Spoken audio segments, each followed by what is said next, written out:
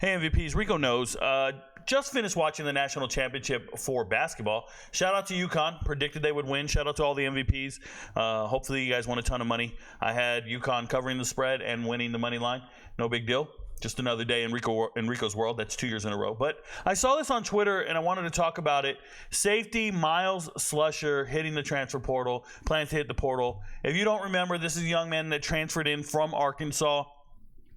When I watch Myles Slusher on tape, I see a guy who is good enough to start in the FBS somewhere, but for whatever reason, he just doesn't produce. Like, there's people who are in position to be near the ball, and then they just can't find the ball. There's people who are in position to make a play, and they don't make the play. This is the difference between a playmaker and somebody who doesn't know what they're doing.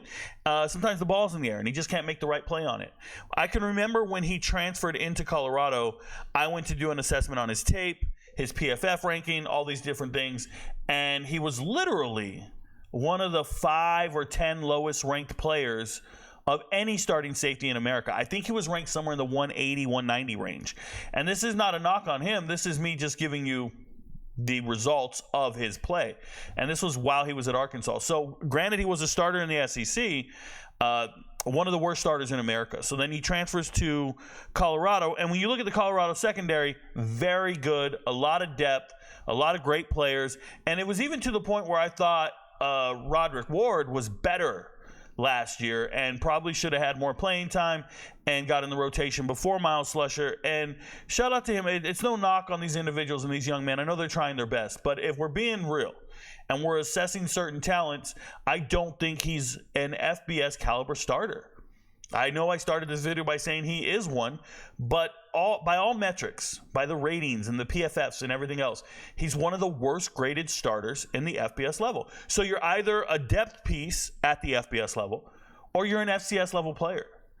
And that's the reality of the situation. And a lot of people don't want to hear that. A lot of people think that's hating, but it's not. You have to assess it for what it is. And I do this shit for a living. Like, I sit down and I watch tape all day long. And there's just a different way of watching tape when you watch him. And it's not just him individually. It's every player out there. Whoever's underachieving, whoever's not quite meeting the expectation or performing to that level. And then when you see certain teams bringing in FBS caliber starters in the secondary, you start looking around going, hey, man, there's so many slots, right? Are you in the nickel package? Are you in the dime package? What package are you in? Where do you get in where you fit in? Where do you fit in? And after a while, you start looking at some of these young, talented guys, Adam Hopkins and these guys. You start looking around at the roster, you start going, whoa, there's some other people out here. We need to get some guys in this rotation. Dallas Stoutmeyer, right? There's players.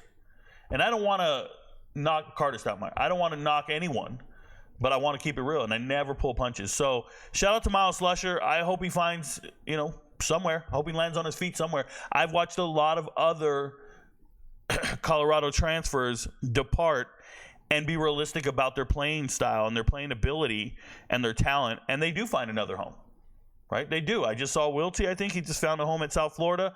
I remember watching kids leave for Liberty last year. I've watched young men sign with a number of teams. Just don't over-evaluate your talent because you're embarrassed of where you're headed or you're embarrassed of what people think. You went from the SEC.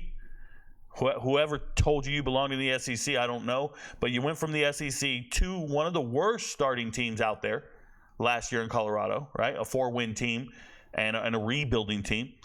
And you still weren't that impact player that you envisioned. So it's kind of like, just be realistic about what you're doing.